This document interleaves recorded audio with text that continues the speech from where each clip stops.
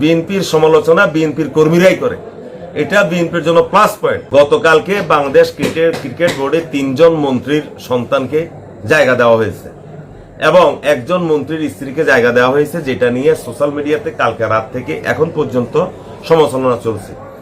আজকে যদি আওয়ামী লীগের 3 জন মন্ত্রীর বা আরো একজন এমপির স্ত্রীকে ক্রিকেট বোর্ডে রাখতো, যদি এটা নিয়ে সমালোচনা হতো, তাহলে দেখা যেত যে আওয়ামী লীগের কর্মীরা, সাধারণ কর্মীরা পাইকারি হারে এই নিয়োগকে বৈধতা দেওয়ার জন্য যত রকম পৃথিবীতে যুক্তি আছে সবগুলো তারা উপস্থাপন করত।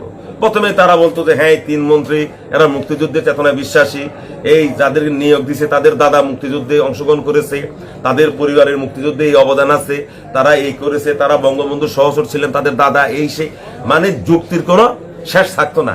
কিন্তু দেখা গেল যে গতকালকের পর থেকে আজকের এখন পর্যন্ত আমরা যা দেখলাম সোশ্যাল মিডিয়াতে, বিএনপি দীর্ঘদিন থেকে বিএনপি করা পোল খাওয়া বিএনপির বহু স্থানীয় নেতাকর্মী এই ক্রিকেট বোর্ডের পুনর্গঠনকে সমালোচনা করছে।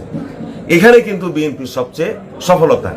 বিএনপির সমালোচনা কিন্তু অন্য দলরা করতে হয় না, বিএনপির সমালোচনা বিএনপির কর্মীরাই করে, এটা বিএনপির জন্য প্লাস পয়েন্ট। এবং বিএনপির কর্মী এবং সমর্থকদের সমালোচনা যদি বিএনপির কেন্দ্রীয় নেতৃবৃন্দ অনুধাবন করতে পারেন, তাহলে হবে সেটা আরো বড় পাওনা। এখন এই যে যাদেরকে ক্রিকেট বোর্ডে নিয়োগ দিয়েছে, আমিও মনে করি যে না, মন্ত্রী ছেলেদের কেন দিই, কিন্তু যে কোনো কারণে হোক, একটা বিশেষ উদ্দেশ্য বা একটা বিশেষ কারণে তাদেরকে নিয়োগ দিয়েছে। যদি মন্ত্রীদের সন্তানরা ক্রীড়ামোদী হয়, তাহলে তাদেরকে এখানে নিয়োগ দেওয়াটা অন্যায় নয়, যদি তারা ক্রীড়ামোদী হয়। আর যদি তারা ক্রীড়ামোদী না হয়, তাহলে আমিও সাধারণ বিএনপির কর্মীদের মতো মনে করি যে বিএনপির এই কাজটা, বিএনপি ক্ষমতাসীন থাকা অবস্থায় এই কাজটা করা বিএনপি ঠিক হয়নি। এখন আরেকজন এমপির স্ত্রী রাসনা ইসলাম নাকি, তাকেও নিয়োগ দিয়েছে। পরবর্তীকালে যেটা দেখলাম, এই ভদ্রমহিলার নিজেরই একটা পরিচয় আছে।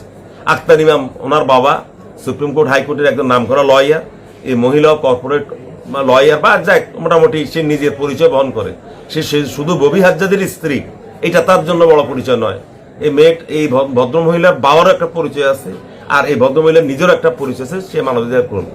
তারপরও বিএনপির কর্মী সমর্থকরা সমালোচনা করতে ছাড়ছে না। আমি মনে করি যে এটাই বিএনপির জন্য সবচেয়ে ভালো পয়েন্ট।